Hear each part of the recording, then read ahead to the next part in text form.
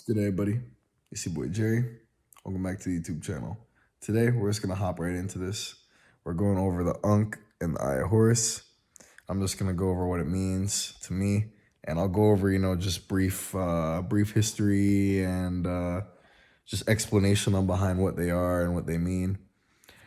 I got these because I don't know, I kind of felt called to them. I've been learning a lot about like what's going on in the world and just history in general. And I got a lot of different books that I be reading and stuff. So a lot of biology books and there's a lot of truths out there for those who are looking. And I'm just here to spread my knowledge for those who care to hear. Hey man, don't judge the bonnet. It's bedtime basically. Like I've been up since 5:30 a.m. It's now 11 at night. Had a long day at work, gone a whole 15 hours, bruh. So I already showered. Like, I'm ready for bed. I've been trying to record this video for you guys too. Like, my phone's tapped. It's not letting me upload. I don't know why. I'm probably going to buy an actual camera soon, so I don't have to use my phone anymore, because clearly it's not working. But anyways, man, that's not the topic. So we'll go over the Ankh first. I keep the Ankh over my heart. It's on a little bit of a longer chain. And that's just because that's where I keep my faith. And with it being the key to the afterlife or the key to life, it's very fitting that the key would be over my heart, like the key to your heart type shit. I'm a man of faith, so got to keep my faith where my heart is. Simple. Keep my heart right. And actually, with keeping my heart right, that's funny, it ties in. The top of the Ankh is actually like the Libra scale.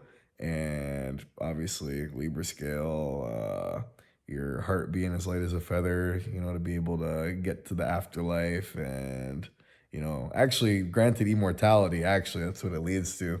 Once you pass like all the different stages and stuff in the afterlife, there's, I think, 12 doors in Egypt. That's what they believe, that there's 12 gates in the afterlife. And then once you pass all of them at judgment, then you get granted immortality. But yeah, man. So yeah, the top of it is a Libra scale. That's actually also a representation of the womb. And then the bottom of the Ankh is a phallus. So basically, what the Ankh represents is the energies like positive, negative, masculine, feminine. And it's just okay, this is why I believe it's actually the real cross. And I mean, if you know anything about Egypt or history, you know that, or even Europe, you know that everything's stolen. So, the 10 Commandments, the 42 rules of Ma'at, the Ankh, the cross, and even all these characters in the Bible and stuff, if you were to just like do little comparisons, you could even do like Jesus and the devil as like Horus and Set, or Osiris and Set. Osiris and Set, because Osiris risen from the dead, rose from the dead. Like you know what I'm saying? There's a lot of different comparisons and stuff if you really want to make it. Like Egypt flooded a whole bunch of times, you know what I'm saying? But anyways, yeah, so basically, yeah, the Ankh, it's such a perfect representation of creation. You know what I'm saying? Like when you think of the creator, you think of God, whatever name you give to Ashwe, Muhammad, who I don't know, Buddha, it doesn't matter what you call them. Basically, when you think of creator, you think creation. What better way to represent creation than what humans use to create all the time? You're a co-creator of your own reality. Um, the womb is the best representation of creation out there. So of course, when you have that there, that's perfect. And then you have the scale, you have the balance between male and female. Like honestly, like the Ankh is, just looking at it, it looks divine. Like seriously, especially once you start learning more about it and all the different symbols and stuff in there, you're like, damn, you look at the cross, it's just two phalluses. Like get rid of everything that you know about it and just stare at it. You know what I'm saying? It's literally like you can't, you only know it to be that because of what you were told. And there's a whole video I got to make about the Pope. That boy's a demon, and I have proof to back that up. Anyways, yeah, you look at the cross, you're like, it's just, what is that?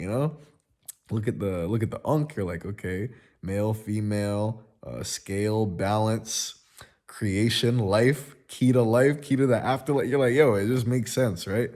And yeah, I don't know. I fuck with the Ankh. The Ankh is really cool. And again, I feel called to wear this stuff, you know. So that's me. It's not for everyone. So, anyways, now going over the Eye of Horus.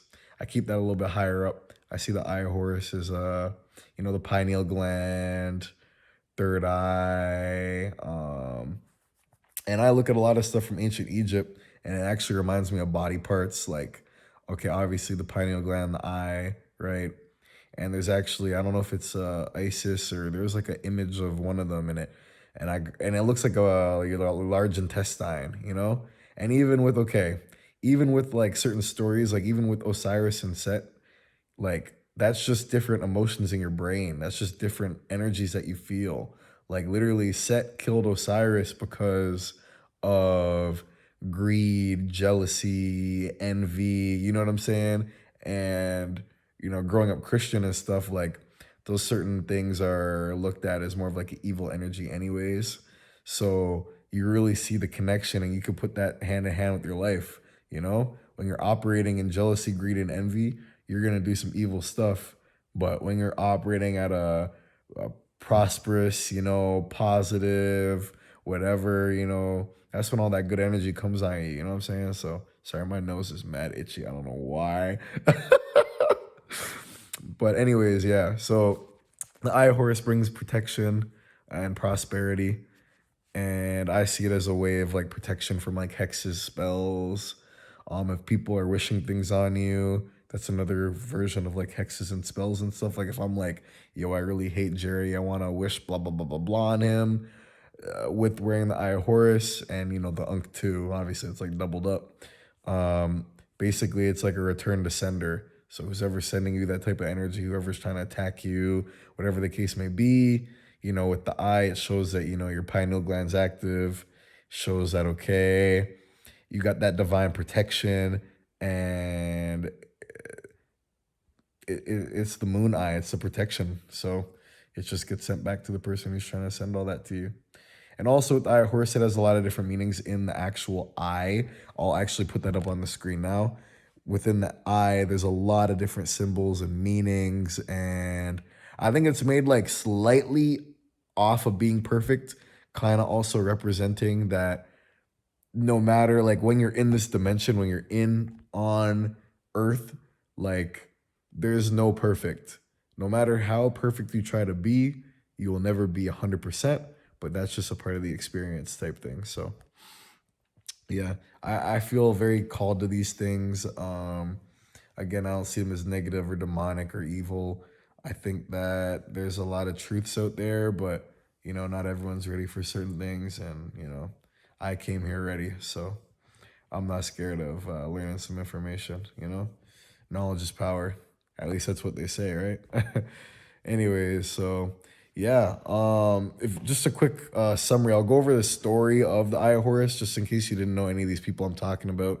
You don't know who Set is, you don't know Osiris, you don't know Horus, you don't know Isis, you know what I'm saying? I'll go over all these people right now. If you already know, man, that's the end of the video, but I'm just gonna quickly go over for the people who don't know.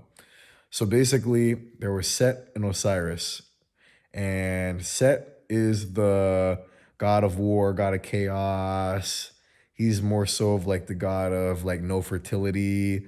He's more of just like, at the time, he was more of just the negative god. He's always like I said, jealous, envious over his brother, because his brother was the complete opposite of him.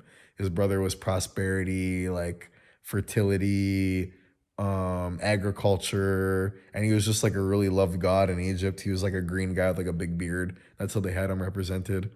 Set is like a anteater dog looking creature. And yeah, so basically Set got really jealous of his brother and his wife, and they're doing their thing. I think he had a wife too, but that's specific. He couldn't get her pregnant and all this stuff. He was just like cheesed. If you ever watched The Lion King, that's basically the story I'm telling. Mufasa as a kid, the kid comes back, defeats the uncle. Same thing going on here. Osiris is the brother, right? Set's the other brother. Isis is Osiris's wife. And basically, after Set has him killed, he chops him up in a whole bunch of pieces, leaves them all across the Nile in Egypt, and then his wife has magic or whatever, puts him back together, wraps him up like a mummy. I think this is where they have another baby, or have a baby, sorry. And this is Horus. And Horus comes back, or, oh my God. Horus is born, fights his uncle Set, and reclaims the throne as his. And yeah, they like work like hand in hand after he's defeated. Not like, he doesn't kill him. They just, you know, heroes don't just kill bad guys. You know what I'm saying? If you ever watched Batman or Superman or any of this stuff, heroes don't just kill bad guys. Bad guys kill good guys. Good guys don't kill bad guys. Uh, so yeah, yeah, you reclaim the throne, and basically his left eye is the eye that got damaged in battle.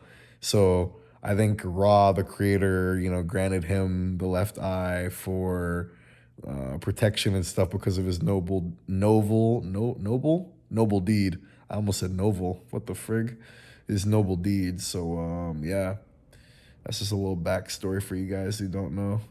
And also with Set, Set's workers and stuff are like crocodiles and stuff of that nature. So that's how come he left like all the body parts throughout the Nile, because like reptilians are like his people or whatever. So yeah. Anyways, yeah, man, that's been the video. 1, 2, 3. Holy. Hope you guys enjoyed. Hope you guys are doing good. Again, sorry for the lack of content. It's just a lot of stuff on my end that's not going good, but we're working through it. And you guys know, from not my last days off, but the days off before that, things were kind of hectic. Things are still being sorted out, life still goes on. And yeah, I'm gonna try to get a little bit more consistent. Like I said, I might buy a camera or whatever this day's off, so that I can start uploading and not going through my phone, because my phone's giving me too many issues. Anyways, man, this has been your boy. Hope I described everything well. Hope you guys understood everything that was said. Yeah, peace, appreciation, and value to you all. Hope you have a good rest of your day. Peace.